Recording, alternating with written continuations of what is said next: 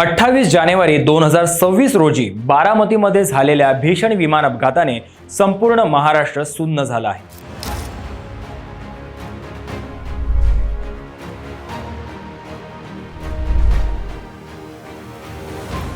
राज्याचे उपमुख्यमंत्री अजितदादा पवार यांच्यासह 5 जणांचा या दुर्घटनेत अंत झाला।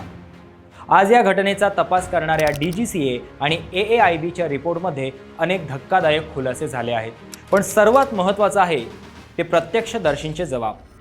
विमान कोसळताना नेमका आवाज कसा आला आणि स्थानिक लोकांनी नेमकं काय पाहिलं, आजच्या या विशेष रिपोर्टमध्ये आपण तज्ज्ञांचे विश्लेषण आणि गावकऱ्यांचे धक्कादायक अनुभव जाणून घेणार आहोत। बारामती विमानतळाच्या जवळ असलेल्या शेतात काम करणाऱ्या काही स्थानिकांनी या अपघाताचा थरार स्वतःच्या डोळ्यांनी पाहिला। त्यांच्या मते विमान लँडिंगच्या प्रयत्नात असताना खूप खालच्या पातळीवरून उडत होतं। विमान जमिनीवर आदळण्यापूर्वीच त्याच्या मागच्या भागातून धूर निघत होता आणि इंजिनचा आवाज अचानक बदलला होता। एका प्रत्यक्षदर्शीनं सांगितलं की विमान हवेत 2-3 वेळा गोल फिरलं आणि एखाद्या वेगातील गोळ्यासारखं जमिनीवर आदळलं। आदळताच इतका भीषण स्फोट झाला की आजूबाजूच्या 2 किलोमीटर परिसरात त्याचा आवाज ऐकू आला आणि आगीच्या ज्वाळा आकाशात उंच उसळल्या। या अपघातात सामील असलेले विमान लिअरजेट 45 होते, ज्याची नोंदणी VTSSK अशी होती।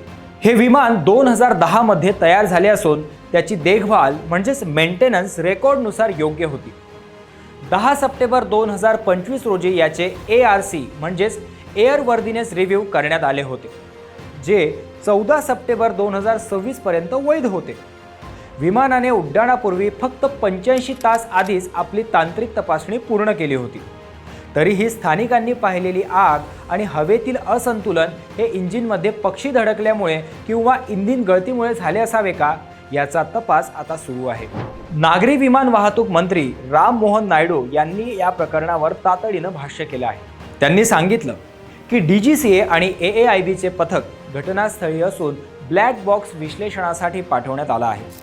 धक्कादायक बाब म्हणजे ज्या कंपनीचे म्हणजेच VSR व्हेंचर्सचे हे विमान होते, त्यांच्याच दुसऱ्या एका लिअरजेट 45 विमानाचा म्हणजेच मॉडेल VTDBL याचा 14 सप्टेंबर 2023 रोजी मुंबईत अपघात झाला होता। त्यामुळे मंत्री महोदयांनी या कंपनीच्या सर्व 17 विमानांचे तात्काळ सेफ्टी ऑडिट करण्याचे आदेश दिले आहेत। या भीषण अपघातात विमानातील सर्व 5 जणांनी आपले प्राण गमावले आहेत। अजितदादा पवार उपमुख्यमंत्री, विदीप जाधव सुरक्षा रक्षक PSO, captain Sumit Kumar pilot, captain Shambhavi Pathak सहवैमानिक, पिंकी माळी फ्लाईट अटेंडंट। स्थानिक लोकांनी आग विझवण्यासाठी धाव घेतली, मात्र स्फोट इतका भीषण होता की कोणालाही वाचवणे शक्य झाले नाही। ज्या लिअरजेट 45 विमानाने दादांचा जीव घेतला, याच सिरीजमधील विमान सप्टेंबर 2023 मध्ये मुंबई विमानतळावर भीषण अपघाताला बळी पडलं होतं। विक्रम लांडगे यांच्या मते VSR व्हेंचर्स ही ऑपरेटर कंपनी जुनी आणि रद्दी स्वरूपाची विमानं VVIP ड्युटीसाठी वापरत आहे। इतक्या तांत्रिक त्रुटी असूनही DGCAने या विमानांना पुन्हा उड्डाणाची परवानगी कशी दिली, हा कळीचा प्रश्न त्यांनी उपस्थित केला आहे। कंपनीचे मालक कॅप्टन रोहित सिंग किंवा कार्यालयातील कोणीही प्रतिसाद देत नसल्यानं तपासावर प्रश्नचिन्ह उभे राहत आहे। अजितदादांच्या निधनानं महाराष्ट्राच्या राजकारणातील एक धडाडीचं नेतृत्व हरपलं आहे।